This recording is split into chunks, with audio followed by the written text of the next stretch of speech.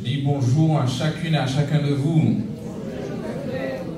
Que la grâce et la paix de Dieu soient notre parentage en ce matin. Alléluia. Alors si tu n'as pas encore eu l'occasion, tu peux saluer la personne qui est à côté de toi. Et tu peux lui donner une parole de bénédiction ce matin. Dieu soit béni. Encourage-la plus vivement que ça, plus vivement que ça. Encourage-la, encourage-la. Voilà. Voilà, il faut nous encourager, il faut nous encourager. On n'est pas là juste pour là, mais il faut nous encourager. On a besoin d'encouragement. Peut-être sa semaine s'est mal passée. Encourage-la, encourage-la. Voilà. Très bien. Merci Seigneur Jésus. Voilà. Alors, est-ce que tu es sûr que tu as bien encouragé? Ah, voilà. Merci Seigneur Jésus. Mais maintenant que nous sommes encouragés, nous allons maintenant rendre un culte à Dieu qui lui soit agréable. Amen, amen, amen. Comme tu as eu cette parole d'encouragement, donc ça t'a fortifié. Peut-être que tu es arrivé là, peut-être que tu étais un petit peu découragé. Là, on t'a fortifié. Et puis là, maintenant, tu vas rendre culte à Dieu dans la joie, dans l'amour. Amen. Et puis nous savons que pour rendre ce culte, eh bien sans Dieu, nous ne pouvons rien faire. Hein. Donc nous allons présenter ce moment entre les mains de Dieu. Je demande à ceux qui peuvent de se tenir debout. Alors je salue aussi ceux qui sont sur Zoom. Alors sur Zoom aussi, si tu as avec quelqu'un à côté de toi, tu peux l'encourager. Amen, amen, amen. Disons gloire à Jésus. Aïe, aïe, aïe. Disons gloire à Jésus. Voilà, très bien. Alors le groupe de l'ange va prendre la suite, mais juste avant, alors il y a peut-être un visage que vous ne connaissez pas bien, donc je vais le présenter, le conducteur de louange, donc Anthony. Voilà, donc tu peux t'avancer pour que vous puissiez le voir. Donc, pour ceux qui ne le connaissent pas, c'est Anthony. D'accord? Donc, il est de l'Église universelle de Jésus-Christ, l'Église de Jésus-Christ, mais tu vas nous donner ton assemblée locale. Et puis ensuite, je vais te laisser la place. Voilà. Bonjour à tous, je pense que certains me connaissent, j'ai déjà eu l'occasion de chanter ici, voilà, des vendredis soirs, des dimanches. Donc, je m'appelle Anthony, je viens de l'Assemblée de Dieu de Californie.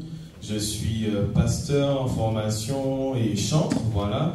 Et c'est un plaisir pour moi d'être avec vous ce matin. Est-ce que vous êtes content de me recevoir ce matin? Ah, je me sens bien accueilli, voilà. Nous voulons bénir le Seigneur ensemble. Il y a un seul nom qui est capable de sauver. Est-ce qu'on le pense ce matin? Qu'il y a un nom qui est puissant, un nom qui est victorieux, un nom qui est digne de nos louanges. Et c'est ce que nous voulons déclarer en ce matin. Que ton nom résonne en ce lieu. Est-ce que vous êtes d'accord avec ça? Est-ce qu'on peut se mettre debout pour le dire ce matin? Que ton nom résonne en ce lieu. Que les murs tremblent au son de nos louanges. Parce que nous avons un nom qui est redoutable. Un nom qui est puissant. Ce n'est pas quel nom. C'est le nom de Yeshua. Celui qui accorde le salut. Et nous voulons le déclarer en ce matin, Seigneur. Que ton nom résonne en ce lieu. Que ton nom résonne en ce lieu. Que ton nom résonne en ce lieu. Que ton nom résonne en ce lieu. Que ton nom résonne en ce lieu.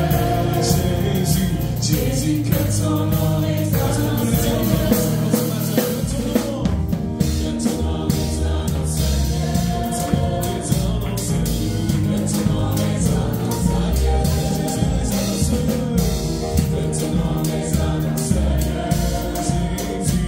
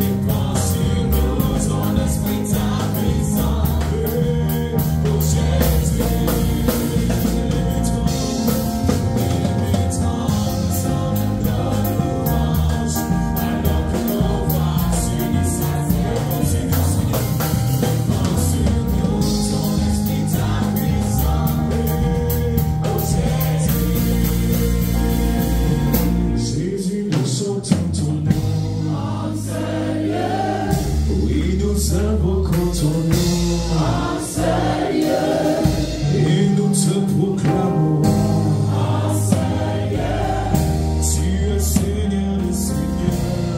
Est-ce qu'on peut déclarer encore oui? Jésus, nous chantons ton nom, oh le nom le plus grand. Oui, nous invoquons ton nom, oh Seigneur, et nous te proclamons, oh Seigneur, tu es Seigneur des Seigneurs. Que le mur tremble sur de nos louanges, alors que nos voix répandent sur ton église, répandent sur nous ton esprit, ta puissance. Oh Jésus, que les murs tremblent ce matin, que les murs tremblent sur de nos louanges, alors que nos voix s'unissent à cette essence. Répand sur nous ton esprit, ta puissance. Oh Jésus, alléluia, nous élevons ton nom Jésus. Nous élevons le nom le plus grand, le nom fort et le nom puissant. Nous voulons déclarer que tu es le Dieu de l'impossible. Tu es le Dieu de l'impossible. Et peut-être en ce matin tu es dans ta difficulté, mais sache qu'en face de toi tu as le Dieu de l'impossible. Le Dieu qui peut faire bien au-delà de ce que tu penses. Le Dieu qui peut faire bien au-delà de tous tes projets. Et c'est lui que nous glorifions ce matin. Son nom est Emmanuel. Dieu est avec nous. Et nous voulons le déclarer en ce matin.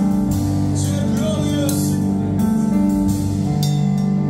Dieu peut faire infiniment et au-delà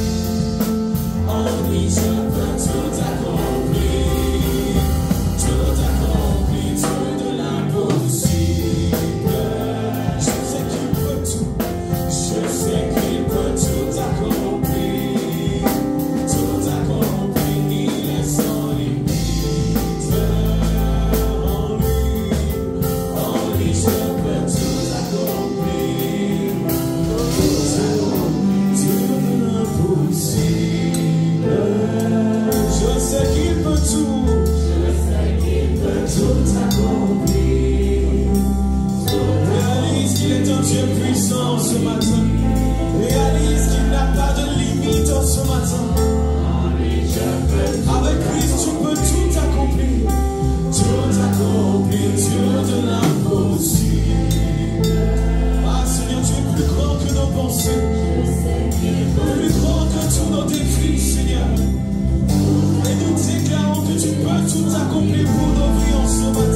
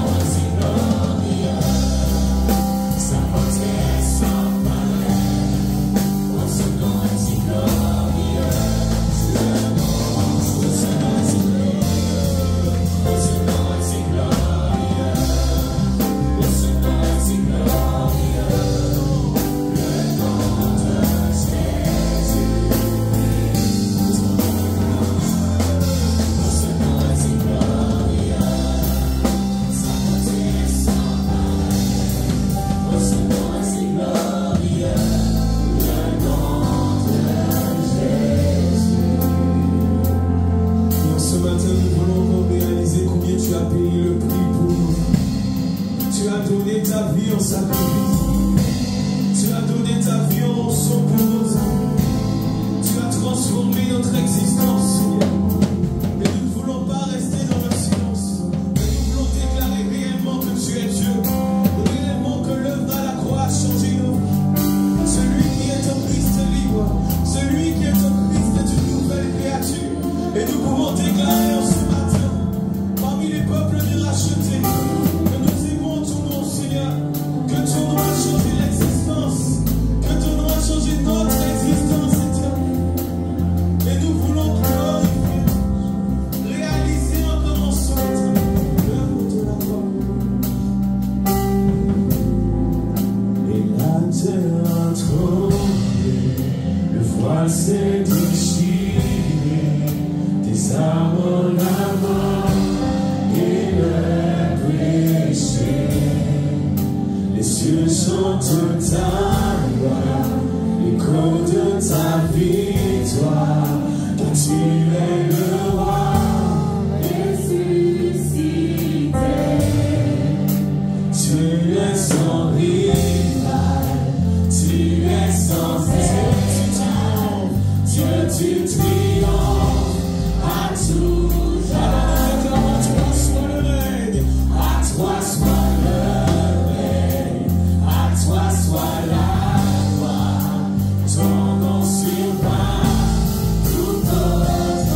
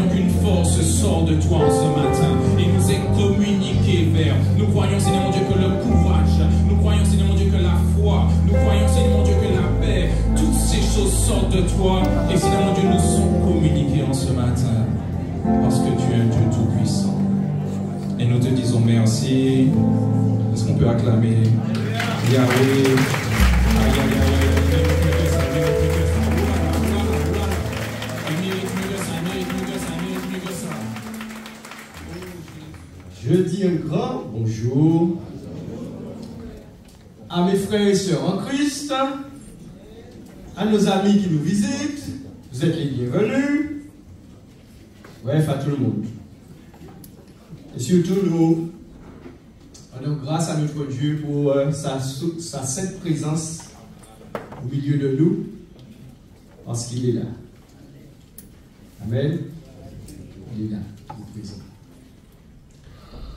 Nous continuons donc ce matin, mais c'est déjà affiché. Nous avons commencé la semaine dernière un thème que j'ai intitulé le Au-delà des mots. La semaine dernière, nous avons vu particulièrement quelques versets, notamment Ananias et Saphira dans le cadre de la vérité et le mensonge. Ensuite, nous avons vu de la prière, de ceux qui n'ont même pas ouvert la bouche qui ont été exaucés. Nous avons vu aussi qu'au-delà des mots, si nous médisons, nous calomnions avec notre langue, nous jugeons, nous condamnons toutes ces choses, il y a un impact. Au-delà des mots qui sortent, il y a de gros impacts qu'il peut y avoir dans la vie des gens. Nous avons vu enfin un autre sous-thème qui était la louange, notamment David qui jouait pour Saül sans dire un mot. Et au-delà des mots, les notes qu'il pinçait, n'est-ce pas, sur sa harpe avaient un impact dans le monde spirituel, au-delà des mots. Le but étant de mettre en évidence notre intérieur, ce qui se passe à l'intérieur. Jésus a dit, c'est du cœur de l'homme, c'est de l'intérieur que sortent toutes sortes de mauvaises choses. C'est à partir de notre intérieur, et je dis qu'en dedans de chacun de nous, il y a une puissance. C'est ce que nous sommes vraiment. Et qui agit aussi bien pour le bien que pour le mal. Et il est important, encore une fois, ne vous laissez pas troubler par le portable, que tout esprit de distraction, n'est-ce pas, qui voudrait empêcher à quiconque d'entendre et de suivre ce moment soit maintenant lié au nom de Jésus-Christ. Vous savez, lorsque la parole de Dieu est portée, et nous allons encore le voir ce matin, je vous l'ai dit à plusieurs reprises et je le répète encore ce matin, faites attention à la simplicité de Dieu. Faites attention à ça. Quand Dieu donne sa parole, il y a quelque chose à saisir pour sa délivrance, pour sa guérison. Et bien souvent, on est léger et on ne s'aperçoit pas. Faites attention à ça.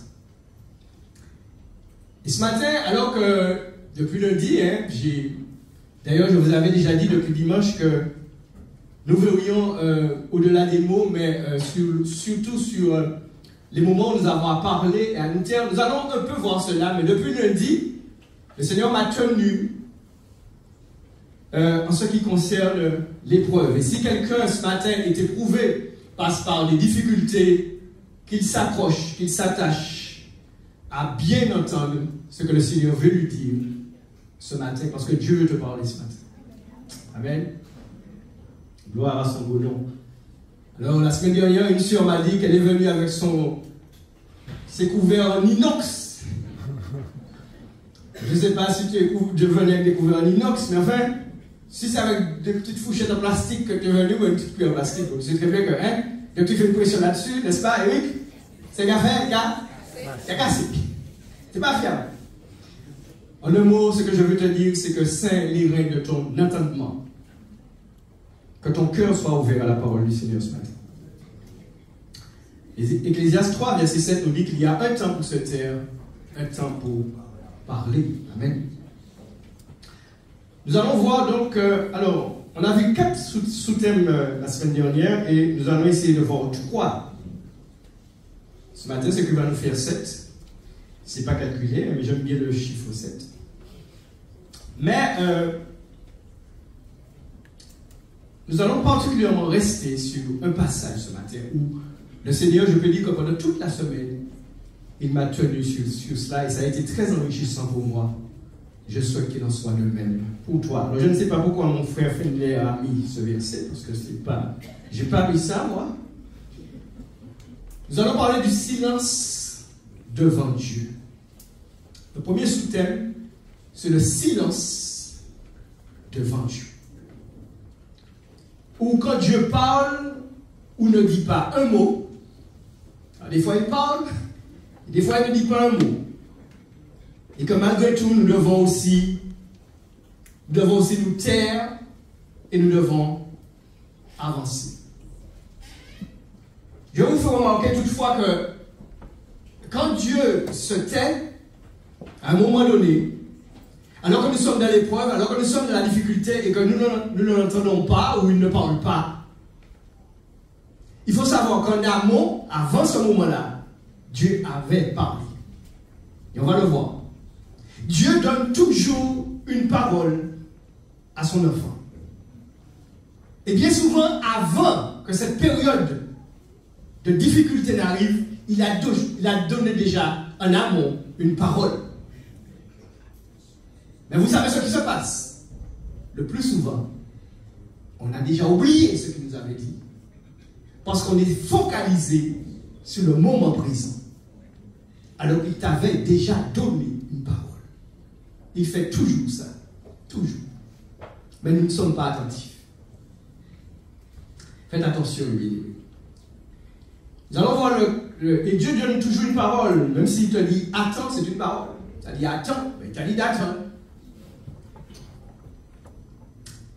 Nous allons voir un cas que nous connaissons bien, mais nous allons vraiment entrer en profondeur, en tout cas du mieux que nous pouvons, du mieux que je le peux,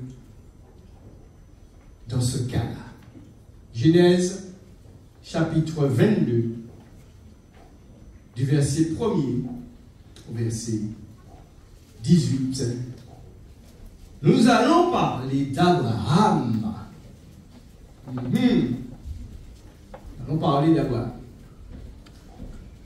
Genèse 22, 1 à 18. Alors, je vais prendre parce que, voilà. Après ces choses, Dieu mit Abraham à l'épreuve et lui dit, Abraham, il répondit, n'est-ce pas? Une fois Dieu nous appelle, on n'entend même pas. Et là, on voit qu'il appelle Abraham. Et tout de suite, Abraham dit, me voici. Déjà là, on voit qu'il y a, Abraham est à l'écoute de son Dieu. J'aurais dit encore une fois, des fois, Dieu t'appelle, tu n'entends même pas. Qu'est-ce qui fait qu'Abraham entend la voix de Dieu à peine qu'il l'appelle? C'est qu'il est à l'écoute, il est attentif à la voix de Dieu. Et Dieu lui dit ceci. Waouh! Prends ton fils, ton unique. S'il n'a pas encore compris, celui que tu aimes, Isaac. Voilà que il enfonce le clou quand même, hein, le Seigneur. Va-t'en au pays de Moïja, ce qui n'est pas grand-chose, mais là, offre-le en holocauste sur l'une des montagnes que je te dirai. Pour ceux qui ne comprennent pas ce que c'est que offre-le en holocauste, tue-le. Il faut comprendre que nous sommes dans l'Ancien Testament, et dans l'Ancien Testament, il fallait offrir en holocauste un animal, des choses. Dieu dit, alors pour ceux qui ne connaissent pas l'histoire, il faut savoir qu'Abraham et sa femme Sarah ne pouvaient pas faire d'enfants, ne pouvaient pas avoir d'enfants. Et à un moment donné, Dieu va promettre à Abraham de lui donner un fils. Mais entre le moment où Dieu va faire cette promesse, Abraham avait 75 ans, et finalement cet enfant va arriver, écoutez bien, à 100 ans. À qui Dieu a fait une promesse ce matin? Oui, garde ton doigt levé, le baisser. Donc, qu'est-ce qu'Abraham fait suite à cette parole? Il se lève de bon matin. Déjà, je peux vous dire une chose. Lorsque Dieu dit à Abraham de lui d'offrir ce fils qu'il a attendu pendant 25 ans, qu'il a eu tant de mal à avoir, de l'offrir en holocauste, je ne sais pas pour vous, je ne sais pas pour vous. Moi, je sais que j'aurais dit à Dieu, pardon, Seigneur. What? Je comprends, j'ai pas compris ce que tu m'as dit. Ou alors, de mon cœur, je dis, ben, on sait que Dieu est parfait, on le dit, non, là, il y a quelque chose qui coince. Alors, j'ai mal entendu, c'est pas ça. Abraham se lève de bon matin, il scelle son âne. Il prend avec lui 2 serviteurs et son fils Isaac. Il fend du bois pour l'holocauste C'est pas? Parce qu'il faut le feu, il faut le tuer et puis il faut mettre le feu, hein? Pour partir, aller au lieu que Dieu lui avait dit. Le 3e jour, donc ça fait 3 jours. Ça fait combien de temps que tu es dans l'épreuve? Parce qu'il faut comprendre que depuis le moment, et bien, mais quand vous lisez la Bible, il faut comprendre que la Bible n'est pas simplement une suite de mots. Ce qu'on lit là, c'est passé vraiment. Ok? Non, ce matin, on va entrer dans les choses. Parce que nous avons l'impression que quand nous lisons la Bible, voilà, et nous allons voir la similarité qu'il y a avec chacune de nos vies, chacun d'entre nous qui sont là. Parce que nous avons, quand nous lisons la Bible, nous faisons comme si c'était un film, quoi. Voilà, c'était bien, puis la fin était heureuse, et puis alléluia. C'est une réalité qui se passe là. Vous pensez bien que pendant 3 jours, la Bible ne nous dit pas ça. Mais pendant 3 jours, mes amis, dans la tête de ce gars, je vous fais remarquer que là, il est tout seul. Il n'a pas dit à Sarah ce qu'il va faire. Il a 2 gars avec lui. Il ne leur a pas dit ce qu'il va faire. Et quant au bonhomme, même son propre fils là, il ne lui a pas dit ce qu'il va faire. Essaie d'imaginer la solitude de cet homme qui marche avec un truc, un âne qu'il a scellé une bête, et il sait ce qu'il va faire. Je vous laisse réfléchir là-dessus. Et cela doit nous encourager lorsque nous sommes là dans une épreuve. Nous sommes seuls. Et des fois, on peut vouloir chercher le secours auprès de quelqu'un, mais il y a des fois où Dieu va faire en sorte que tu es seul.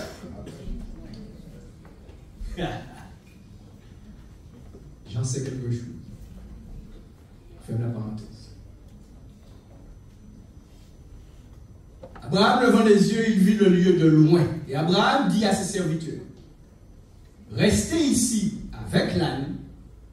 Moi et le jeune homme, nous irons jusque-là pour adorer. Et la phrase qui est extraordinaire. Non, attends, réfléchis. Qu'est-ce qu'il va faire? Qu'est-ce que lui, il sait qu'il va faire? Il monte pour aller tuer son fils, l'offrir à l'Holocauste. Pourtant, il dit aux gars qui sont avec lui, nous reviendrons auprès de vous. Donc, c'est soit dans la tête d'Abraham, il y a un truc qui ne va pas. Ou alors, soit il y a un truc qui va très bien. C'est qu'il connaît Dieu. Est-ce que tu connais Dieu? Verset 5. Continue. Abraham prit le bois pour l'Holocauste, le chargea sur son fils Isaac. On va parler d'Isaac tout à l'heure. Mais notez qu'Abraham prend le bois et il le charge sur Isaac. Et dans sa main à lui, le feu et le couteau. Et ils marchent tous deux. Notez ça aussi. Ils marchaient tous deux ensemble. Continue. C'est 7. Ah! Ben oui, parce qu'à un moment donné, il faut comprendre que Isaac a le cerveau quand même. Isaac, par là, son père lui dit ceci. Mon père. Abraham répond à son fils, mais voici le feu et le bois. Mais oui, l'agneau. Où est l'agneau? Parce que logiquement, c'est un agneau qu'il faut offrir.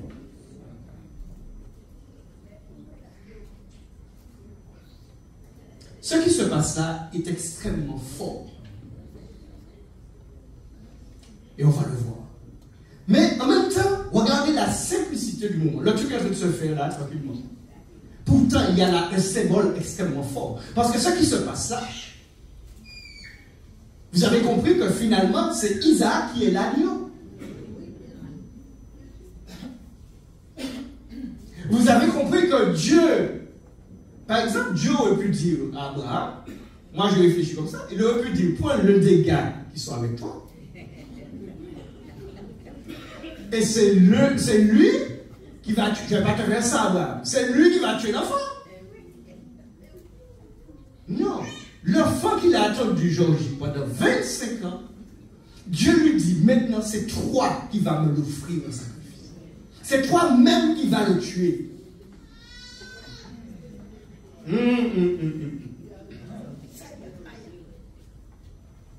Ok.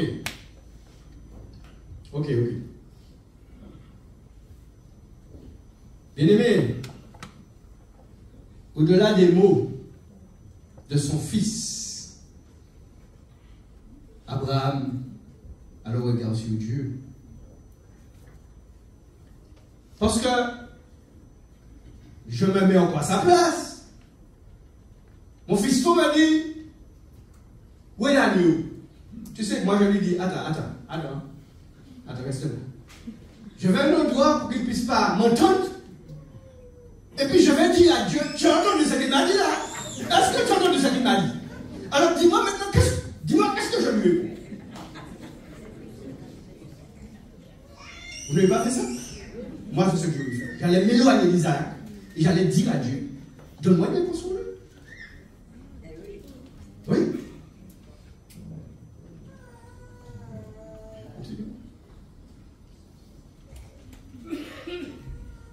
Abraham voit son fils. Dieu pourvoira lui-même de l'agneau pour l'Holocauste. Et ils marchaient tous deux ensemble. La réponse, les bien-aimés, est juste comme il faut. La réponse est juste comme il faut. Isaac, là, représente en fait Jésus-Christ. Et Abraham représente Dieu le Père. Notez aussi une chose. C'est que, c'est vrai, Abraham, il est appelé, on va le voir après, il est appelé Père, Père de la foi. J'aimerais vous montrer la simplicité du moment qui est là et sa profondeur. Nous sommes tous ceux qui sont là, qui ont accepté Christ, son fils d'Abraham.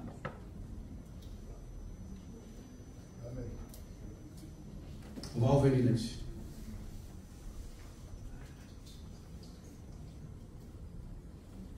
Dans Lamentation, chapitre 3, verset 26, la Bible nous dit qu'il est bon d'attendre en silence, le secours de l'Éternel.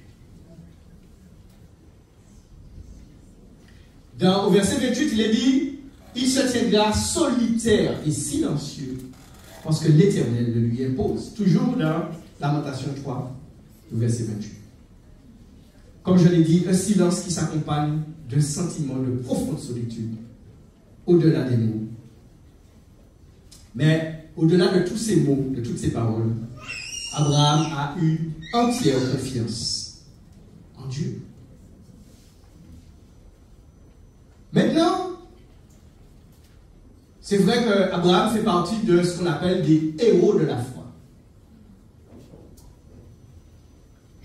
Mais souvenez-vous toujours, d'ailleurs, par exemple, en parlant d'Élie, la Bible nous dit qu'Élie était un homme de la même. Souvenez-vous toujours, mes bien-aimés, que c'est un homme qui est là. Et avant qu'il soit dans cette dimension-là, parce que lorsque le Seigneur lui a fait la promesse qu'il aura un fils, il avait 75 ans. Vous trouvez ça, on peut aller dans Genèse 17, verset 17. Celui qu'on appelle le héros de la foi là. C'est pourquoi lorsque Dieu te forme, il te forme pour te transformer. Laisse-moi te dire quelque chose. Quand tu es éprouvé, tu es dans une épreuve, il faut savoir que tu es sur un point de passer à une étape suivante dans ta vie. Mais tu es dans une sorte de test. C'est-à-dire que si tu échoues, tu ne peux pas progresser. C'est exactement la même chose pour Abraham. À 75 ans, Dieu lui fait la promesse. Et pour verset 15, on va monter verset 15 et après on va prendre 16-17. Au verset 15, Dieu lui a parlé. Ça fait 25 ans que Dieu lui a parlé. Dieu dit à Abraham, tu ne donneras plus à Sarai ta femme, le nom de Sarai, mais son nom sera Sarah. Parce qu'il ne faut pas oublier une chose aussi, pour ceux qui ne savent pas, connaissent pas l'histoire, c'est que lorsque Abraham et Sarah vont voir que finalement cet enfant ne vient pas, que cet enfant qui doit sortir de la relation d'Abraham et de Sarah, et c'est ce que Dieu a dit, sa femme Sarah va lui suggérer, parce qu'elle va lui dire, écoute, mon corps est usé, c'est pas possible, voilà, il faut arrêter les produits à un moment donné. Donc tu vas aller vers ma servante, celle qui est là, la jeunesse qui me sert, et tu vas faire ce qu'il faut pour que la promesse puisse se réaliser. Et comme ça, la promesse va se réaliser. Je vous fais remarquer quelque chose. Vous savez que Dieu aurait pu faire en sorte que Agar ne tombe pas enceinte. Il aurait pu faire ça. Non. Dieu dit, ok, zot ni tout paix, moi ni tout paix aussi.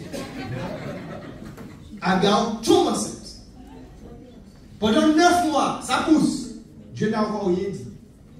Quand bébé vient, bébé là, Dieu redit à Abraham, écoute-moi bien, ce que je t'ai dit, parce que laissez-moi vous dire quelque chose, mes amis, ne jouez pas avec la parole de Dieu. Que Dieu nous aide, bien. Et quand je vous parle comme ça, j'ai de l'assurance parce que je l'ai vécu, j'ai joué avec la parole de Dieu dans le passé. C'est pour ça que quand je vous prêche, il y a certains qui peuvent croire que c'est de l'orgueil. Non, c'est de l'assurance. Parce que l'on vivre, c'est pas l'on pas vivre. Je sais ce que c'est, que quand je dis à quelqu'un, que quand Dieu t'a donné une parole, que tu aies compris ou pas, je te le dis, que tu aies saisi ou pas, Dieu a parlé. Et tu vas te retrouver face à ce qu'il t'a dit. Donc Dieu lui dit, je te bénirai, je te donnerai d'elle un fils, je la bénirai. Et elle deviendra des nations, Sarah, des rois, de peuples sortiront d'elle. Verset 17. Le père de la foi là, bien aimé qu'on glorifie. Quelle est sa réaction? Oh! Dieu lui a rappelé ce qu'il lui a dit. Il va commencer par oui. Sarah aussi a oui. Donc on se moque de Dieu en fait. Et il va, vous voyez, quand la pensée humaine, quand le cerveau, quand la chair reprend le dessus sur l'esprit, il va rire. Et puis, dans son cœur, est-il le fils à un homme de 100 ans? En gros, Dieu, tu divagues là. Hein? J'ai quand même un cerveau, hein, Dieu. Hein? Je suis d'accord, tu es Dieu, mais quand même, je réfléchis un peu. Hein? Quand Sarah, elle avait 90 ans. Donc il dit, est-ce qu'elle va l'enfanter? Et on continue. On continue. Et donc Abraham dit à Dieu, oh, puisqu'à ce moment-là, Ismaël, c'est lui qui l'a eu avec Agar. Il dit qu'Ismaël vive devant ta face. Parce qu'il ne croit toujours pas. Il faut comprendre celui qui appelle le père de la foi, là, à ce moment-là, il ne croit pas que ça va se réaliser. On l'a lu, il a ri, il s'est moqué. Puis, mais franchement, est-ce possible? Et j'aime ce genre de verset-là. Vous savez pourquoi? Ça me montre tout simplement qu'Abraham est un homme comme moi. Donc arrêtons, mes bien-aimés, d'idéaliser. Je vous ai déjà dit ça. L'apôtre Paul, dans son temps, il a eu son temps de gloire. L'apôtre Paul, c'est l'apôtre Paul. Abraham, c'est Abraham. Mais toi, tu es qui tu es devant Dieu. Amen. On va développer le monde. Dieu lui dit, certainement, Sarah, ta femme, t'enfantera un fils. Et tu l'appelleras du nom d'Isaac. J'établirai mon alliance avec lui comme une alliance perpétuelle ou éternelle, perpétuelle, pour sa postérité après lui. Et ce que je veux vous dire, ce que je vous disais au début, cette parole-là, c'est pour ça qu'Abraham dit, C'est pour ça que, tout en se posant des questions, il monte quand même avec son fils. Et c'est pour ça qu'il dit à ses serviteurs que nous allons revenir. Tu sais pourquoi? Tu sais qu'est-ce qui le soutient là? Parce qu'il a fini par comprendre. Il a fini par le prouver que ça va se faire. Et ça s'est fait. Et donc, il sait que, ok, Dieu m'avait dit qu'il me l'aurait donné. Il me l'a donné. Ça a pris du temps, mais il me l'a donné. Donc, le reste est fait. Dieu m'a dit que c'est par lui que ma descendance va continuer. Donc c'est pour ça qu'il sait. Et la Bible nous dit qu'Abraham, même de son esprit, en fait, à ce moment-là, il va croire effectivement qu'il va tuer son fils, mais il va croire bien au-delà que Dieu va le ressusciter de lui. Et là maintenant, il est dans la foi. Et c'est ça qu'il a soutenu. C'est ça que je te disais.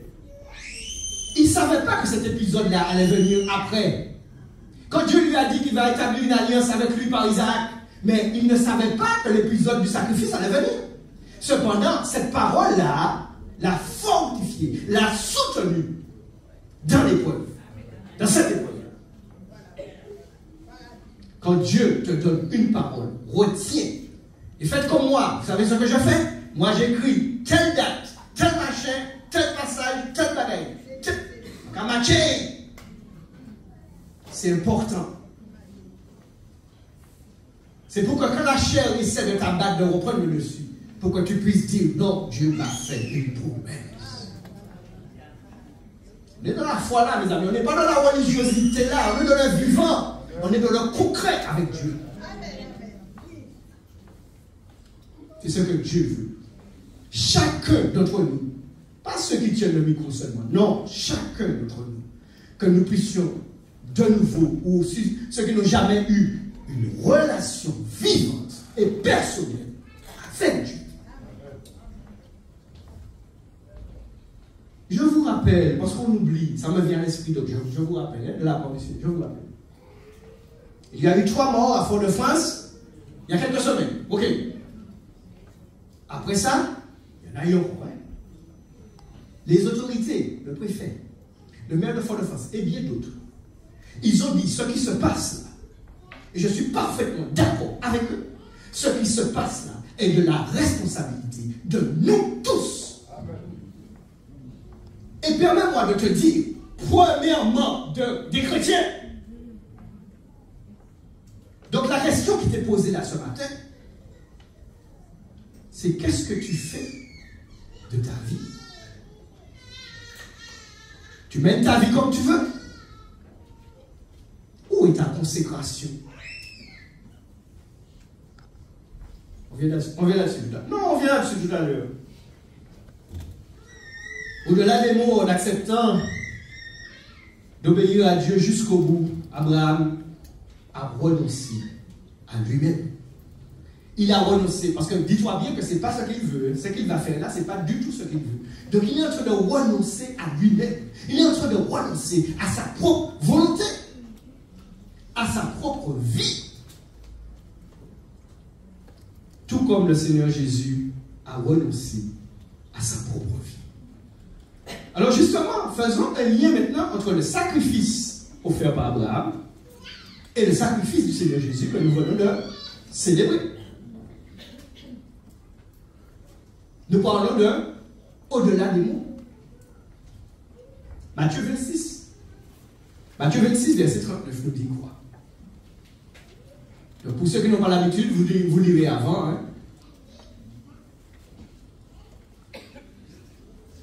Donc on est à ce moment-là, n'est-ce pas, où Jésus va dire juste avant, mon âme est troublée.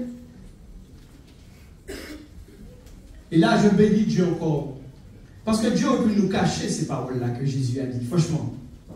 Non mais franchement, réfléchissez un peu. Dieu aurait pu nous cacher, ça aurait pu ne pas être écrit dans la Bible, ce passage-là. Parce que Jésus qui est venu nous sauver, qui sait très bien que c'est pour ça qu'il est venu, il va faire quelques pas. Et il va se jeter sur sa face. Quelle prière il va faire? Mon Père, s'il est possible, que cette coupe s'éloigne de moi. Toutefois, non pas ce que je veux. Et ça ressemble un peu à la question aussi d'Isaac Abraham. où est l'agneau pour l'Holocauste? C'est un peu la même chose. Jésus dit que si tu peux trouver un autre système, si là on peut faire autrement, franchement ça ne me dérange pas.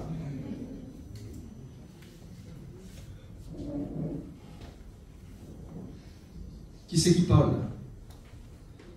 Jésus homme. Je veux aussi que vous puissiez mûrir sur un point. Je veux que tu puisses comprendre quelque chose ce matin. Lorsque nous parlons du sacrifice de Jésus-Christ, nous avons tendance à voir sa souffrance sur la croix, c'est-à-dire les clous qui entrent, le sang qui coule, etc. Ok, c'est humiliant. Mais je vous fais remarquer qu'il y a deux autres à côté de lui qui ont subi la même chose. Ok? Donc, lorsque nous parlons du sacrifice de Jésus-Christ, ne soyons pas dans un sentiment de sentimentalité, justement, de charnel, qui il a souffert. C'est surtout, mes amis, qu'à ce moment-là, il sait ce qu'il va faire. Il va connaître, il sait ce qui va se passer. Il va connaître, pendant quelques instants, je ne sais pas combien de temps, une séparation avec Dieu. C'est ça, la souffrance de Christ, parce qu'à ce moment-là, il va porter le péché de milliards d'âmes. Oh oh! Tu es chrétien, tu connais ça, et puis tu joues avec le péché, et puis tu dis que Dieu est bon.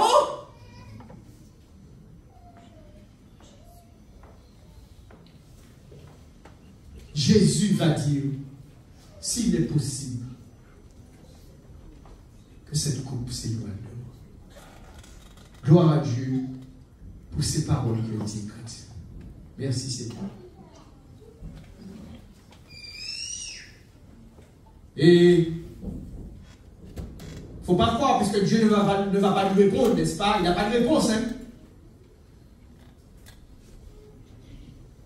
Le silence de Dieu ne veut pas dire, mes bien-aimés, à ce moment-là, il y a une différence. Dieu n'est pas indifférent.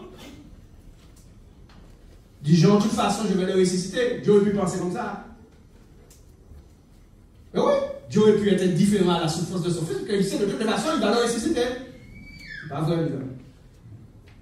De même qu'Abraham souffre là, de ce qu'il a fait. Parce qu'Abraham souffre. Il souffre, mes bien-aimés. Son fils unique. Celui qu'il aime. Vous croyez que le Père ne souffre pas devant ce que va subir son Fils bien-aimé pour nous, à cause de nous? Nous continuons, même des fois, après avoir accepté Christ, nous acceptons dans nos cœurs la méchanceté, comme il a été dit tout à l'heure là, la rébellion, l'orgueil, nous tolérons ces choses dans nos vies, tout en prenant la Sainte Seine. Soit il y a quelque chose qu'on n'a pas compris, ou soit nous sommes vraiment méchants.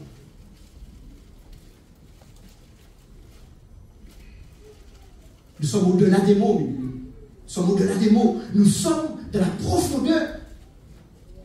Parce que Dieu est le Dieu de la profondeur. Nous sommes dans le siècle de l'apparence, même dans l'Église. Ici, Dieu veut que nous descendions en profondeur. C'est-à-dire que toi-même, tu entres en toi-même, comme il est dit de prendre avant la Sainte Seine, que chacun s'éprouve soi-même. Maintenant, ce n'est pas juste avant la Sainte Seine, ça c'est du cinéma, c'est pas ça. C'est que dans ta vie de tous les jours, remets-toi en question devant Dieu. Je ne t'ai pas dit, Dieu ne te dit pas de marcher de la culpabilité, c'est pas ça, mais reconnais la seigneurie de Dieu, la sainteté de Dieu. Et courbe-toi devant lui. Et c'est comme ça que Dieu élève des hommes et des femmes. Il n'y a aucun homme, aucune femme qui n'ait pris l'habitude de descendre à ses pieds que Dieu élève. Ça n'existe pas. Car il résiste aux orgueilleux. Il fait grâce aux hommes. Oh oh. Il y a du monde ici. Les fourchettes sont cassées.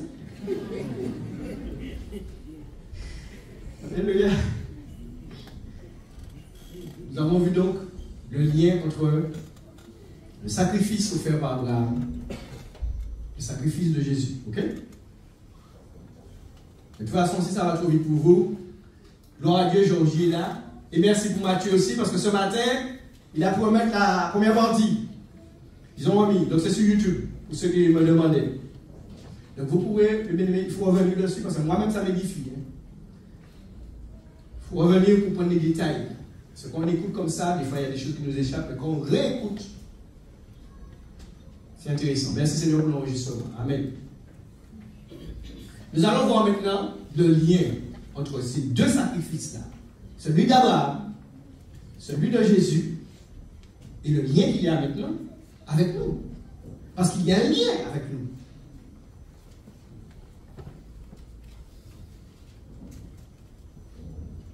Par le sacrifice d'Abraham et plus tard par celui de Jésus, nous devenons des fils du Dieu vivant par la foi, c'est-à-dire par notre obéissance. Au-delà des mots M-O-T-S, mais aussi au-delà des mots M-A-U-X, parce que dans l'épreuve, on souffre, on a mal. Au-delà du silence, Abraham, comme le Seigneur Jésus, n'ont pas abandonné. Tu as entendu?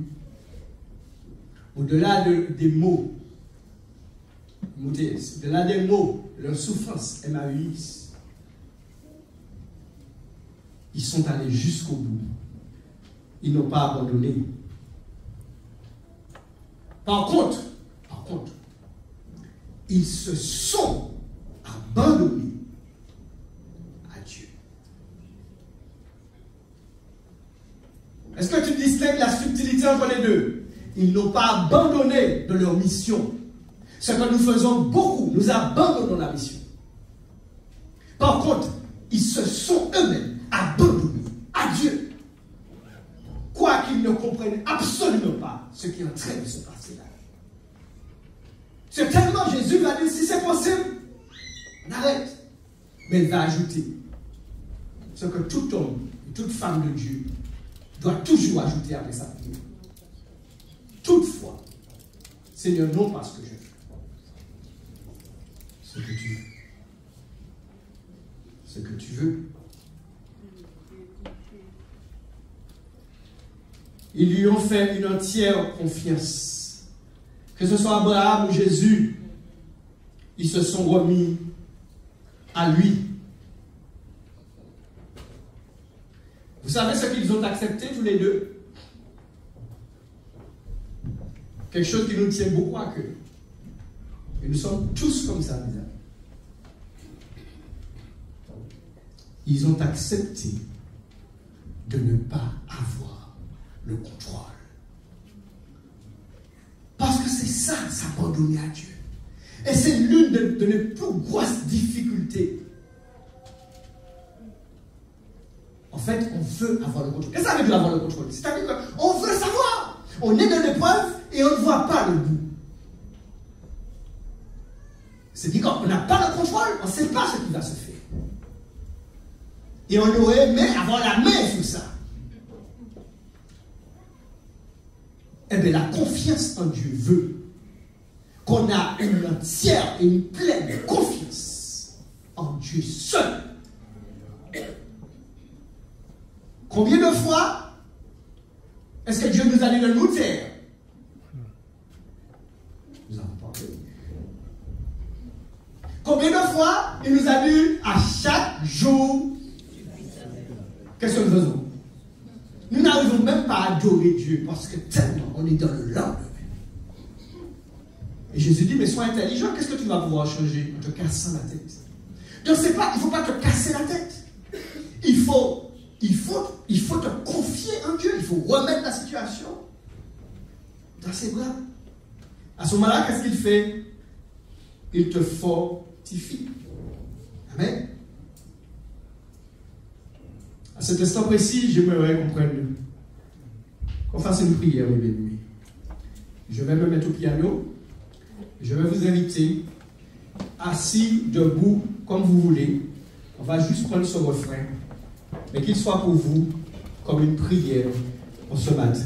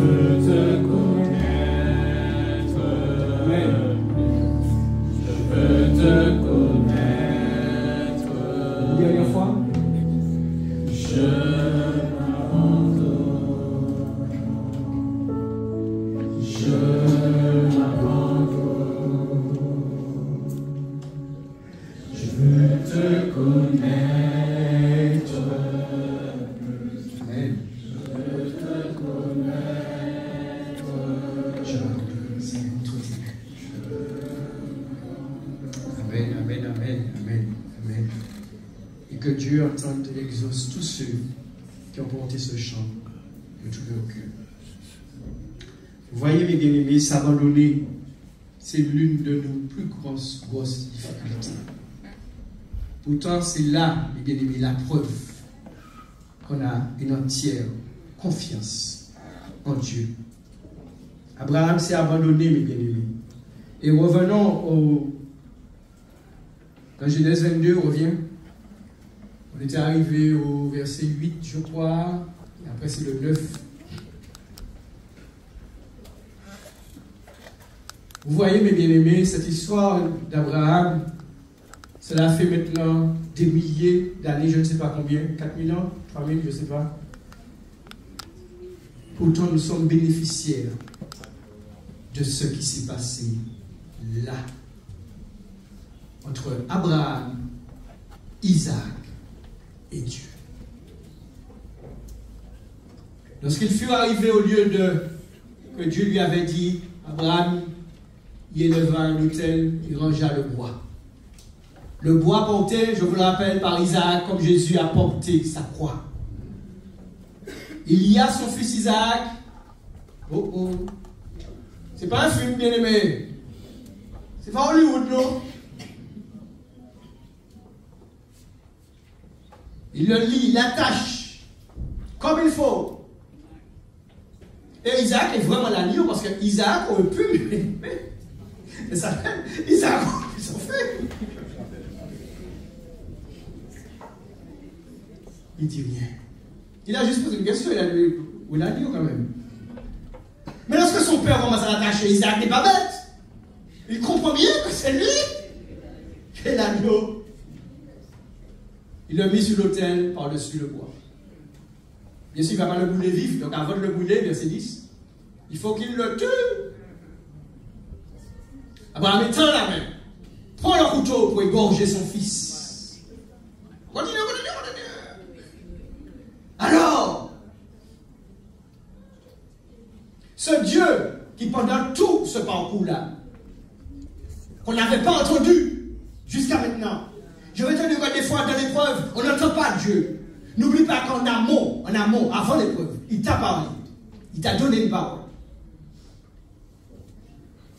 Maintenant, pendant l'épreuve, il arrive qu'on n'entende pas. Ça peut arriver. Et je crois que même il donne des encouragements. À ce moment-là, Dieu, par son ange, appelle des cieux et dit, Abraham, Abraham, me voici. N'avance pas ta main sur l'enfant. Ne lui fais rien. Alors, je sais maintenant, il faut comprendre qu'avant Dieu savait. C'est que Abraham est en train lui-même de faire une expérience avec Dieu. C'est pas là que Dieu a vu qu'il sait. Hein? Ok? Faut comprendre ce qui est écrit. Hein? C'est-à-dire que nous-mêmes, Dieu nous connaît, les bien-aimés, mais il a besoin que nous-mêmes, nous puissions savoir où nous en sommes nous-mêmes avec lui. Pour comprendre notre marche avec lui. Tu comprends ce que je te dis? C'est pas pour lui que Dieu a permis ça. C'est pour Abraham lui-même. Je sais maintenant que tu crains Dieu et que tu n'as pas refusé. Ouh. Continue. On va jusqu'au 18. Alléluia. Est-ce que ça va belle? Pourquoi ça n'a pas rien à voir? Et puis il nous a quitté qu'on nous allait, qu'à voter qu'on nous au péché. Là, il y a une puissance là. Mais il y a de la puissance pour quelqu'un, alléluia, qui se tient devant Dieu. Pour quelqu'un qui craint Dieu, comme il a été dit. Pour quelqu'un qui aime Dieu par-dessus tout, par-dessus sa propre vie.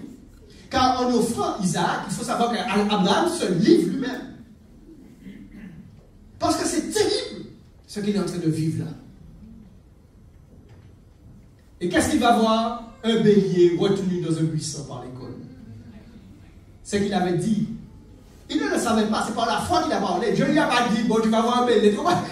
Il n'a pas l'histoire écrite en amour, comme c'est Abraham, Dieu lui a. C'est pas ça, non? La foi qu'il a parlé là. Hein? C'est le moment où nous, mais donc on marche par la foi. Tu entrevois les choses. Tu perçois les choses. Tu ne sais pas exactement. N'oublie pas, celui qui se livre au mal ne comprend pas. Celui qui se livre au péché ne comprend pas, ne discerne pas. Mais ceux qui cherchent l'Éternel, Proverbe 28, verset 5, comprennent tout. C'est-à-dire, ils ont une compréhension qui les soutient au plus profond de leur âme. Alléluia. Et ils avancent malgré la silence de Dieu. Abraham alla prendre le bélier, l'offrir en holocauste à la place de son fils. Mon Dieu est bien délivrance. Abraham était content là-dedans. Bélier à la place de son fils, ah ouais. Ah ouais. Et Isaac, Isaac l'a échappé de peu. Continue. Oh, Dieu merveilleux. Il donnait à ce lieu Jéhovah Jireh, c'est pourquoi nous dit aujourd'hui à la montagne de l'Éternel, il sera pourvu Jéhovah Jireh qui veut dire l'Éternel pouvoir. Continue, verset 15. Et puis c'est là présent. C'est après preuve là. Toi, des fois, on ne comprend pas. Ah, on veut brûler les États, on veut machin. Non. L'épreuve. Il y a une chose que Dieu m'a dit il n'y a pas longtemps. Alors c'est quelque chose qui est évident, hein, mais je n'avais jamais pris ça vraiment en compte. Parfois vous êtes dans l'épreuve, ce n'est pas par rapport à vous, c'est par rapport à une personne, quelqu'un qui est dans la désobéissance. Et tu as ça comme épreuve, ça te fait souffrir. Et donc tu es là sur la personne, tu pries pour la personne, tu pries. Et un jour Dieu m'a dit, oui, mais tu pries pour elle, oui. Mais il faut savoir que toi-même là, j'ai besoin de te travailler aussi dans tout ça. Et là tu dis, mais attends, mais moi c'est bon. Non, il y a un travail que Dieu veut faire en toi. Même si tu souffres à cause de quelqu'un d'autre, mais il y a une œuvre que Dieu veut faire en toi aussi. Très important de comprendre ça. Des fois, on est sur l'autre, c'est pas bon. Oui. Dieu veut faire un travail en toi. L'ange de l'Éternel appelle là une seconde fois Abraham, messieurs. Seconde appel maintenant. Ah, tu vois, la rame belle là-bas, parce qu'il a réussi le test. Je ne jure pas moi-même, c'est Dieu qui parle. Parole de l'Éternel. Quand je dis joue par lui-même, mes bien-aimés, il n'y a pas au-dessus de lui. Cette parole-là que Dieu lui dit là, personne, démon, Satan en chef, ne peut pas tirer par le temps. Vous comprenez? L'homme fidèle à Dieu, pièce démon, ne peut pas tirer par le temps. Parce que tu as fait cela, que tu n'as pas refusé ton fils, ton unique, continue, je te bénirai. Et je multiplierai ta postérité comme les étoiles du ciel, comme le sable. Ta postérité possédera la porte de tes ennemis. Comprenez, la porte de tes ennemis, c'est-à-dire que ta postérité va dominer sur tes ennemis. Tout cela à partir de quoi? D'un gars qui est purgé. Ça même, tu m'avais dit ça un jour. Tu peux être ça pour Joël, mais tu prêchais. Tu as dit que Dieu veut utiliser le serviteur. Il a tué, il a purgé comme un citron. Il a parlé de ça, mais il se fait ça, mais il prêchait. Mais il ne sait pas, mais c'est pas de la situation. Et le frère, ça lui dit, quand Dieu veut utiliser son serviteur, il le tient, et puis il le purge comme un citron. J'ai baissé ma tête sur le piano, je me dis, c'est pas possible. Mais après, il y a le résultat. Toutes les nations de la terre seront bénies à ta postérité. Pourquoi? Parce que tu es super-héros, là? Parce que tu es plus que le reste des hommes?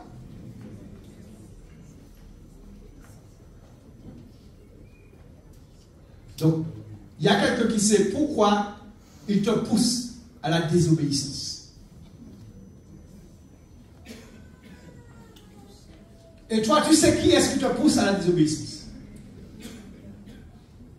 Et faites attention parce que Dieu est juste et droit. Il ne faut pas croire que tu vas persévérer dans ta désobéissance et que Dieu est bon quand même, il est compatissant, il va bénir. Ça n'existe pas. Je t'ai déjà dit, tu as du mal à obéir, Dieu n'a pas de problème avec ça. Le problème qu'il a, c'est quand tu vas pas à ses pieds pour lui dire, Seigneur, je veux t'obéir. C'est ça le problème.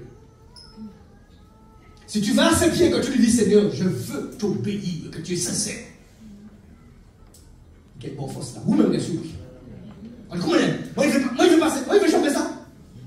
Oui, parce qu'il a entendu la sincérité. Si quelqu'un cherche Dieu, il trouve Dieu.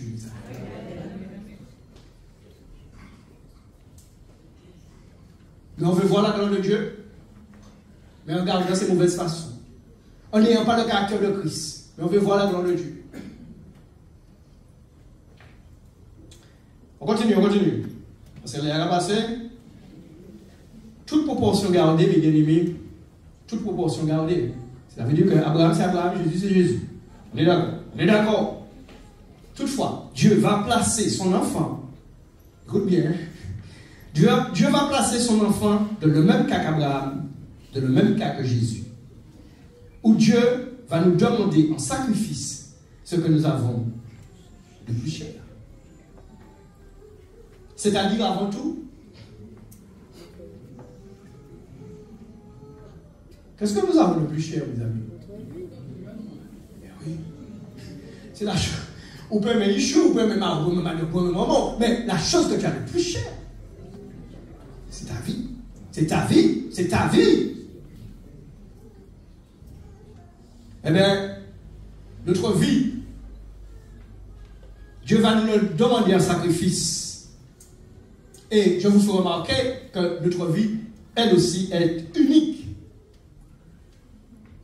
De même que Dieu demande à Abraham de faire lui-même le sacrifice.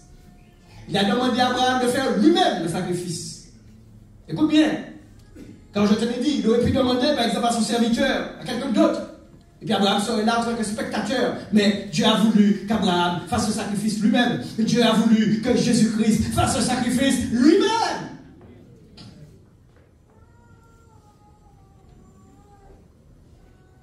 De même qu'il fallait que Jésus se donne lui-même pour nous, de même, personne d'autre, à part toi, et à part toi-même, ne peut t'offrir un sacrifice à Dieu. Tu as entendu ce que je te dis? Ce n'est pas moi, le frère Joël, ce n'est pas un pasteur, ce n'est pas personne qui va venir t'offrir, toi, un sacrifice pour Dieu. C'est à toi de t'offrir un sacrifice. Nous voulons voir la gloire de Dieu ou nous ne voulons pas voir la gloire de Dieu? Ah, tout d'un coup, il n'y a pas de réponse. Ah, bon. Vous avez peur de quoi? Du mot sacrifice? C'est ça que vous avez peur? Mais vous ne comprenez pas quoi, mes bien-aimés. Mais le Seigneur, quand tu t'offres un sacrifice, le Seigneur est avec toi pour te soutenir. Et puis t'offrir un sacrifice, c'est quoi? Romains 12, allez. C'est pas aller t'immoler sur le marché. Mais c'est pas ça qu'il te demande. Tu sais pas ça que c'est que t'offrir un sacrifice? Tu sais tellement que tu oublies.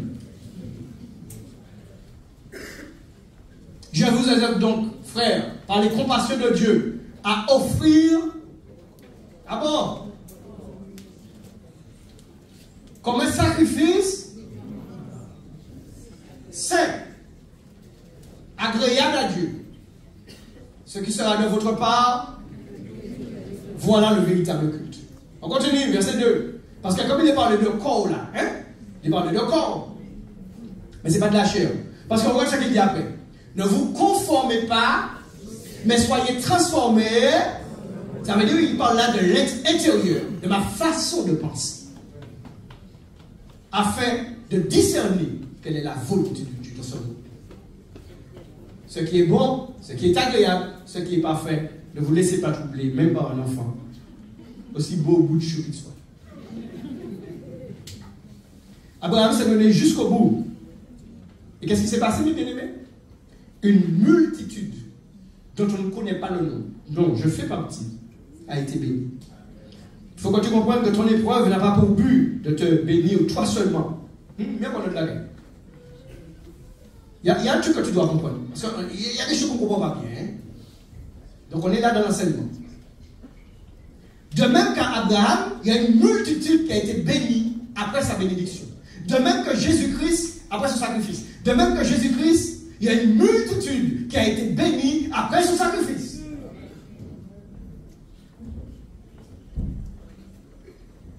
Il y a une multitude qui dépend de ton obéissance. Nous sommes des disciples de Christ. Nous sommes appelés à faire d'autres disciples. Donc, il n'est pas question de toi seulement. Il est question que quand tu obéis, d'autres bénéficient de cette obéissance-là. Ben là, c'est sérieux. Parce que nous sommes appelés à ressembler à Jésus-Christ. Et vous savez, le plus souvent, nous préférons faire des sacrifices, n'est-ce pas? Plutôt que nous offrir nous-mêmes un sacrifice, parce qu'il est beaucoup plus facile, n'est-ce pas, de venir chanter, d'offrir des sacrifices, que de s'offrir soi-même sur l'autel. Eh bien, il faut que nous offrons nous-mêmes. Alors, je vous avertis, on va finir à 11h. On va pas finir à 11h, parce qu'on va finir aujourd'hui. Je vais accélérer. Abraham se trouve quelque part dans la même position que Job. Qu'est-ce que Job avait dit? Oui, en offrant son fils, qu'est-ce qu'Abraham fait finalement? L'Éternel a donné. L'Éternel reprend. Que le nom de l'Éternel soit béni. Parce qu'Abraham, c'est finalement que ce qu'il a, finalement, n'est pas à lui. Je te rappelle que quand tu dis, c'est moi qui ai décidé, ma vie, mais je te rappelle qu'en fait, ta vie ne t'appartient pas. Et la parole de Dieu nous dit, qu'as-tu que tu n'aies reçu? Donc en fait, tout est à Dieu, mes amis. Donc en fait, nous devons tout à Dieu. Donc la personne du monde qui ne connaît pas Dieu, il dit ça, il dit, mon gars fait ça, moi, depuis la vie. Mais comment nous pouvons dire que j'ai donné à Jésus ma vie? C'est ce qu'on dit. Nous qui avons pris le baptême là, c'est pas ce qu'on dit. Nous avons pris alors. Oui, parce qu'à partir du moment où on se met à ne plus obéir au Seigneur, ce qu'on reprend nous vite à sa vie. Mais là, c'est un manque d'intelligence, je vous le dis. Parce que plus tu donnes à Jésus ta vie, c'est pourquoi j'aime ce chant-là. On a modifié les paroles, mais moi j'aime dire, je te redonne ma vie. Je te redonne. Chaque jour, je te redonne ma vie. C'est comme ça qu'il a été écrit. Je préfère cette version.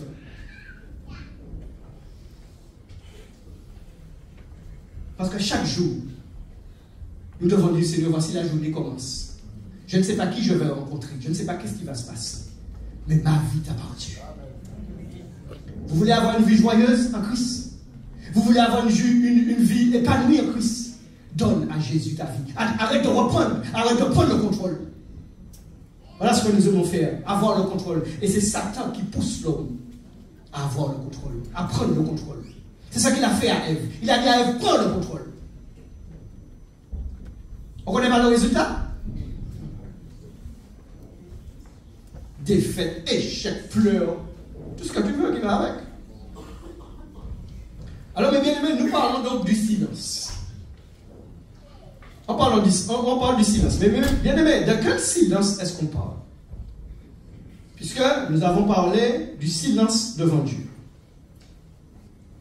Alors, de quel silence est-ce que nous parlons? Psaume 37, verset 7 nous dit, garde le silence devant l'Éternel et espère en lui. Garde le silence devant l'Éternel et espère en lui. Nous avons lu tout à l'heure, l'Éternel a de la bonté pour qui espère en lui, pour l'âme qui le cherche. Lamentation 3, 25 et 26, je vais inviter.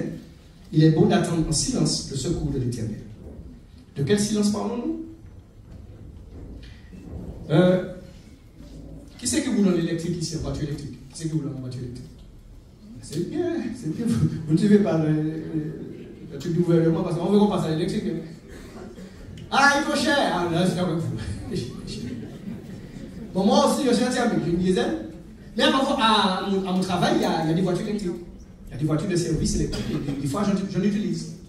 Ok, on parle du silence. Ok. La voiture thermique, qu'est-ce qui fait que tu sais que ça tourne, que le moteur tourne? Le bruit, très bien. Donc ça veut dire que tu te bases, donc tu tournes la clé, et si tu tournes la clé et il n'y a rien, la première chose que tu vas dire, la batterie est morte. Ou bien, oui, la batterie est morte, le moteur a un problème. Mais l'électrique, mes aimés, jusqu'à maintenant, ça me surprend. Je dis à utiliser plusieurs fois, mais jusqu'à maintenant, la première fois, alors là, j'étais complètement déstabilisé. Donc, j'ai dit pourquoi? Alors, il y a des modèles qui ont un bouton, ou il y a la clé, comme une voiture normale, mais c'est le même principe. Et donc, tu tournes la clé ou tu appuies sur le bouton. Et ça met, tu n'entends rien. Il n'y a rien. Tu le mets là, tu crois, il n'y a rien. De quel silence parlons-nous, mes amis? Vous savez comment vous faites pour savoir que la voiture électrique est en train de tourner? Voyant. What? Non, la première chose, il n'y a pas de bruyage déjà. La voiture électrique n'a pas de bruyage. Voyant. Il n'y a pas de bruyage. En fait, c'est le même principe qu'une perceuse, par exemple. Tu appuies, ça tourne, tu lâches. Bon, alors, qu'est-ce qui fait que tu sais que ça tourne? Parce qu'il n'y a pas de repère. Écoute bien, spirituellement, c'est très important. Très important, écoute bien. Lorsque tu regardes sur le tableau de bord, quand tu tournes, à un moment donné, ça te met ready. Ça veut dire prêt. Donc tu te fies à ce qui est écrit, ça. Oh oh! Et tu fais confiance, comme quelqu'un a dit. Tu te fies à ce qui est écrit, même s'il y a silence.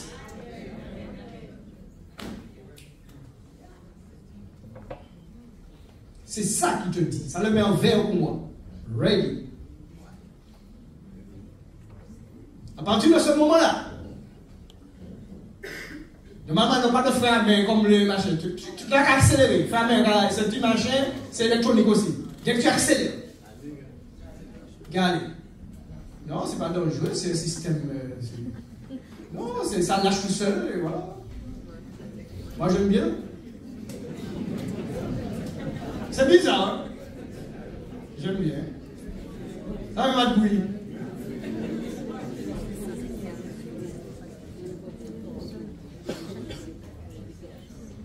C'est un silence actif. J'ai dit un silence actif. Quand tu n'entends pas Dieu, ça ne veut pas dire qu'il n'est pas en activité pour toi. Il y a bien un silence. Il y a un travail qui se fait. Ouh! Oui, apparemment, il ne se passe. Et c'est là que nous avons trompé qu'on nous l'ennemi. Parce qu'on se fie à nos sens. Oui, le thermique, on se fie à l'oreille. Oui, ça marche. L'électrique, il n'y a pas comme ça. Si tu te fies à tes sens pour l'électrique et que tu ne lis pas ce qui est écrit, c'est pas possible, mais ça va marcher. Non, il a marché. Il a parlé. C'est où qui va parler? Parce que tu n'as pas compris ce qui est en train de se passer. Parce que tu n'as pas compris ce qui est en train de se passer. On parle de silence actif avec notre Dieu. Il y en a ainsi du silence de Dieu. Ok. Maintenant, en ce qui nous concerne, nous aussi, notre silence doit être actif. Puisqu'il te dit, garde le silence. Mais qu'est-ce qu'il dit après? Kiki, qu'est-ce qu'il dit après? Tu sais pas, tu dors. Garde le silence. Vous avez oublié le verset? Et espère. C'est ça, ton silence actif. Tu gardes le silence, mais ta foi est active. C'est ce qu'Abraham a fait. C'est ce que Jésus a fait. Leur confiance en Dieu, c'était un silence actif. Je te demande de la profondeur. Tout en étant dans le silence devant Dieu, ce silence doit être actif. C'est-à-dire une ferme espérance de ce qu'il a dit. Garder la foi, c'est ce qui fait que tu ne vas pas tomber. Là, en parlant de tomber, il faut que le silence soit actif. Alors, j'ai vu cette semaine, ça, on a fait, vous savez, ce passionné d'avion. Hein? Alors, ils ont fait, les Français ont fait un avion électrique. Un avion électrique. Vous imaginez qu'en plein, le silence de cet avion-là devient actif.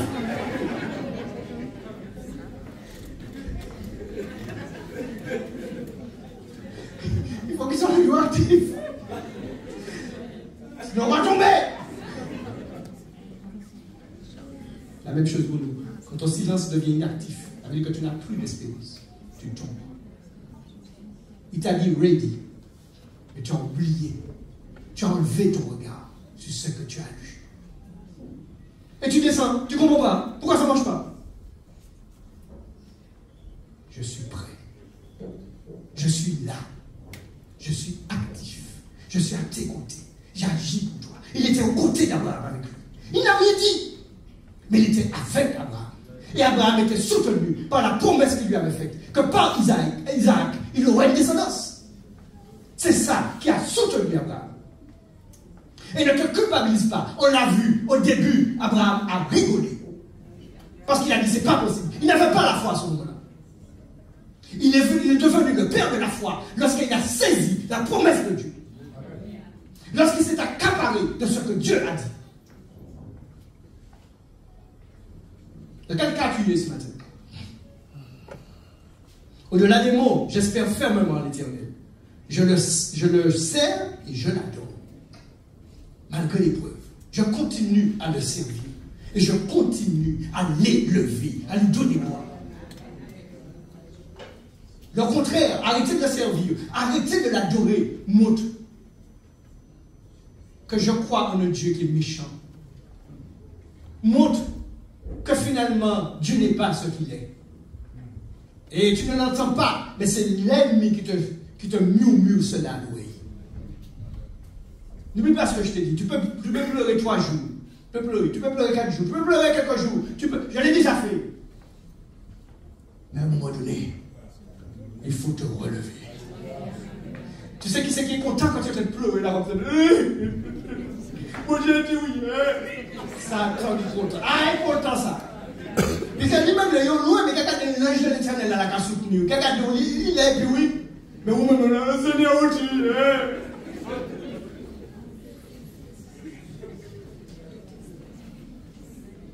Sans la foi, on ne peut pas être agréable à Dieu.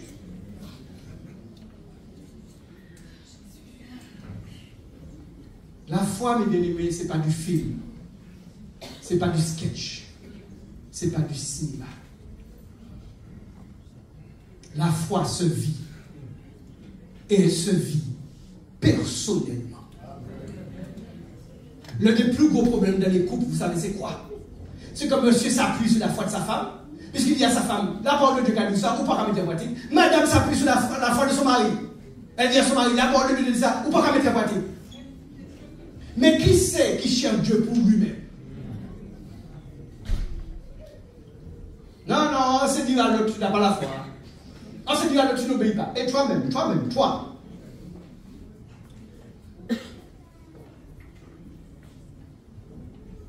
Notons aussi, mes bien-aimés, alors notons que dans le silence, dans ce silence, mes bien-aimés, nous pouvons demander à Dieu, c'est ce que j'ai dit tout à l'heure, nous pouvons demander à Dieu de nous fortifier. Amen.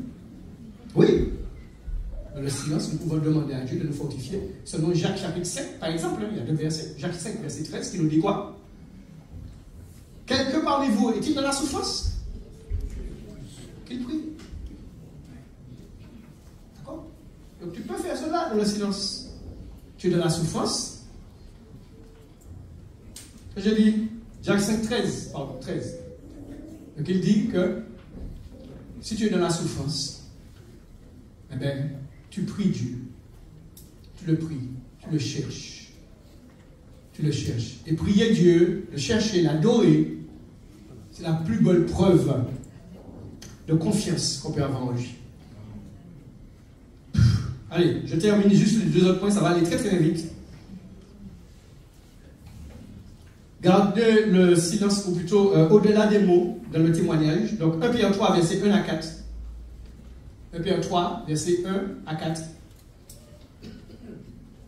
Là aussi, ça peut être une épreuve pour quelqu'un qui vit dans un foyer qui est difficile. Femmes, soyez de même soumises à vos maris, afin que si quelqu'un n'obéisse point à la parole, il soit gagné par la conduite Mais je fais remarquer que c'est valable aussi de le sens contraire.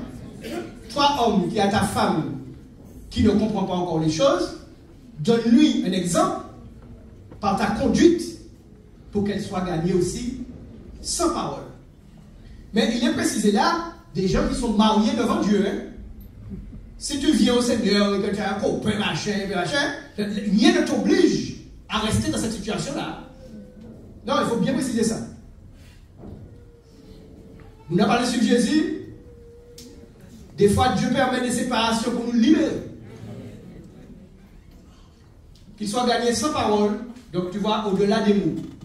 Par la conduite. Et alors, vas-y, continue. En voyant votre manière de vivre, tu vois, le plus beau témoignage, c'est ton comportement intérieur. Donc, il dit, n'ayez pas cette parure extérieure. Tu vois, ce qu'on a dit qui consiste à cheveux, machin, apparence. Non. Mais, 3 et 4, vas-y, vite fait, parce que l'heure passe. La parure intérieure cachée dans le cœur, la pureté incorruptible de l'esprit doux et paisible, qui est de grand prix devant Dieu. Donc, avec ça, c'est là que tu vois que ça se passe à l'intérieur. Avec ça, Dieu va faire le job. Oui, mais mon frère, mon caractère est difficile. Va au pied de Jésus avec ton caractère. C'est pas moi qui peux changer ton caractère. Pour gagner une âme, ou simplement dans une situation où on n'arrive pas à convaincre l'autre, réussir à le gagner, à le convaincre sans parole par son attitude intérieure, et puis aussi en s'adressant à Jésus pour cette personne, plutôt que directement à elle, si elle refuse de nous écouter. Je vous rappelle cette petite phrase qui dit, si tu ne peux pas parler à quelqu'un de Jésus, va parler à Jésus de la personne. Mais pas en l'accusant, tu vois comment il est. Premièrement, c'est humilie-toi toi-même, toujours. Moi, quand je vais prier pour quelqu'un, je m'humilie avant. Surtout quand c'est un truc de famille, épouse, enfant, tu vois, des choses qui sont, tu vois, le lien et toi, ben, je m'humilie toujours avant. Quand il y a eu un problème, quand il y a quelque chose d'incompréhension. Parce qu'on a toujours l'impression, on va toujours avec cette impression que c'est nous qui avons raison. Non, nous n'avons pas raison. Amen. 1 Pierre 2, verset 12 qui dit, donc là on parle du témoignage, hein, et au milieu des païens, une bonne conduite, afin que là même il vous calomnie, comme si vous étiez des malfaiteurs, mais il remarque vos bonnes œuvres et glorifie Dieu au jour où il est visiteur. Amen.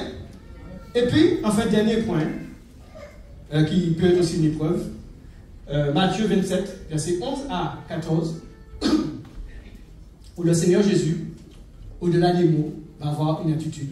Donc Jésus comparait, n'est-ce pas, devant le gouverneur, et on interroge, es-tu le roi des Juifs? Et la Bible nous dit quoi? Que Jésus lui répondit, tu le dis, oui, continue, jusqu'à 14, mais il ne répondit rien aux accusations des principaux sacrificateurs et des anciens. Il n'a pas dit un mot. Il ne les a pas répondu. Alors Pilate va lui dire, n'entends-tu pas de combien de choses il t'accuse? Défends-toi, Jésus, dis bagaille. 14. Nada. Ce qui va d'ailleurs faire l'autre se poser des questions. Quoi. Voilà mes bien-aimés, au-delà des mots, faisons confiance à Dieu. Au-delà des mots, que nous parlions pas, que nous chantions ou pas, que d'abord ça vienne de l'intérieur, de notre communion avec le Seigneur Jésus. Je vous invite à prier après que mon frère Samuel va venir. Voulons nous couvrir devant toi, Seigneur. Nous te prier de nous apprendre encore à être obéissants. Voulons te demander de nous apprendre, Seigneur mon Dieu, à respecter l'autre. Parce que tu es Dieu d'autre, Seigneur. C'est vrai, Seigneur, que des fois nous avons des façons de voir.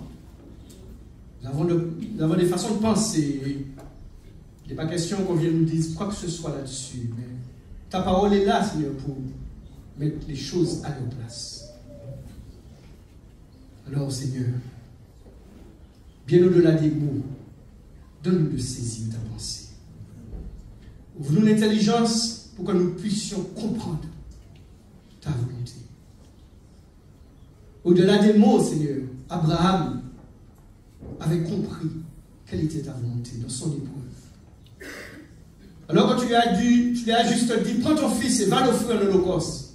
Et c'est tout ce que tu lui as dit. Et sur tout le parcours, il est allé en obéissant à ce que tu lui as dit. Parce qu'il avait les regards fixés sur ta promesse.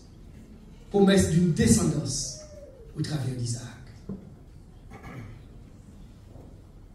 Il se disait certainement lui-même, Dieu sait ce qu'il fait, il n'est pas fou. Dieu est Dieu. Seigneur Jésus, nous avons vu aussi ton exemple. Père, s'il est possible. Toutefois, non pas ce que je veux. C'est vrai, Seigneur, ça nous coûte de dire cette phrase-là. Quelquefois, notre désir est tellement fort que nous te demandons la chose, mais après, nous n'osons pas dire. Non pas ce que je veux, ce que tu veux. Pourtant, Seigneur, qui mieux que toi, sait ce qui est bon pour nous. Combien d'hommes ici, combien de femmes ici ont rencontré quelqu'un un jour? Combien même peut-être on leur a parlé, ils n'ont pas écouté, et aujourd'hui ils pleurent. Parce que nous ne savons pas ce qui est bon pour nous, Seigneur. Quelquefois tu dis non, ne le fais pas, mais on y va quand même. Seigneur, apprends-nous à t'écouter. Apprends-nous, Seigneur, à comprendre que tu es plus intelligent, plus sage que nous. Et surtout, que quand tu nous dis non pour quelque chose, c'est pour notre bonheur, c'est parce que tu as toujours ce qu'il nous faut exactement.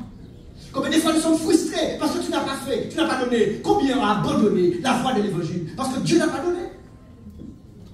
Quel manque d'intelligence, Seigneur.